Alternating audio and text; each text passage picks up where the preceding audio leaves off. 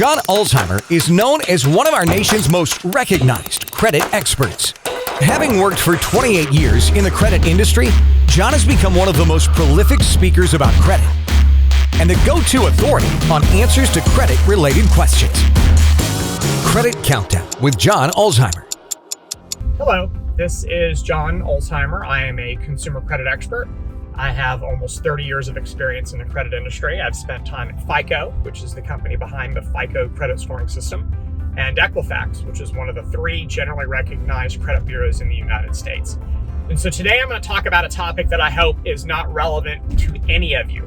Today I'm going to talk about repossessions, the different types of repossessions, what a repossession is, the impact of a repossession possibly on a credit report or credit score. So hopefully that y'all are just watching this just for entertainment purposes and none of you have repossessions, so it's not a first world problem for you. So what is a repossession? Well, a repossession is the process whereby a lender takes back the collateral that is securing a loan that you have taken out. And so the most common type of repossession, even though you can repossess a lot of things, the most common type of repossession, probably the one that you're most familiar with, is automobile repossession. I mean, there's television shows about repos and companies that do repos. And so what ends up happening is when you borrow money to buy a car, you are pledging the car as collateral for the loan. And so it is what's referred to as a secured loan. The loan is secured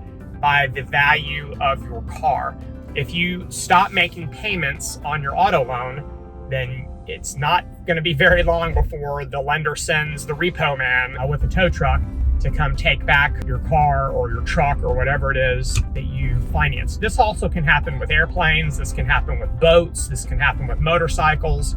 You know, all of those are going to be securing some sort of a loan, and all that stuff can get taken back by the repo man if you don't make your payments. So there's a couple of ways that repossession occurs. You know, there's the kind of like what I call the commando mission, which is where the repo man figures out where you are, tracks you down, and then comes and gets the car in the middle of the night without you even knowing about it. So they've kind of done this, like, you know, kind of incognito mission to come get your car. And you may actually think that your car's been stolen, when in reality it has not been stolen. It's been taken back by your creditor through the repo man. That's what's called an involuntary repossession. You did not voluntarily give your car back to the bank or wherever. You essentially forced them to come take it from you in an involuntary environment. That can be reported on your credit reports, involuntary repossession. The second type of repossession is referred to as a voluntary repossession, and some people call this jingle mail.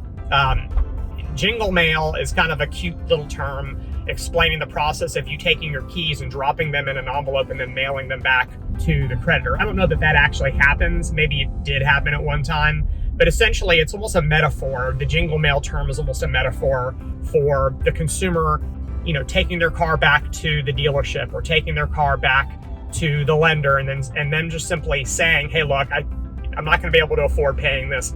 I'm going to give you back the keys. And so they're essentially voluntarily returning the asset. That doesn't mean that repo didn't occur. Repo absolutely did occur. It was just done in a voluntary environment. That can be reported to your credit reports, voluntary repossession. So I want to make sure that you're clear as to what happens when your car is repossessed. It doesn't just end your issues with the bank. So a lot of people think that, oh, I get the car back, you know, no harm, no foul.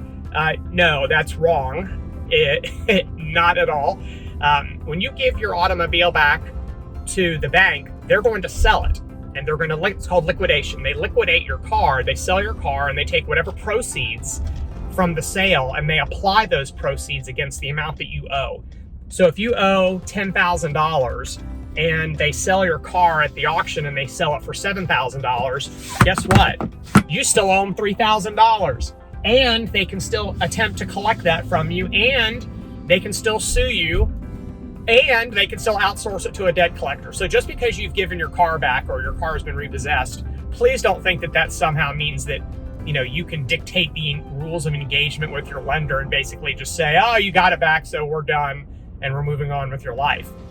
That's certainly not how it works. So all that stuff can be reported to the credit bureaus. The The fact that you still have a balance on it even after the sale of the car, it's called a deficiency balance. Deficiency balance, if it's not paid, can be charged off, and that can go on your credit report. And these are all things that are just kind of flow from the initial refusal to make your payments on your auto loan.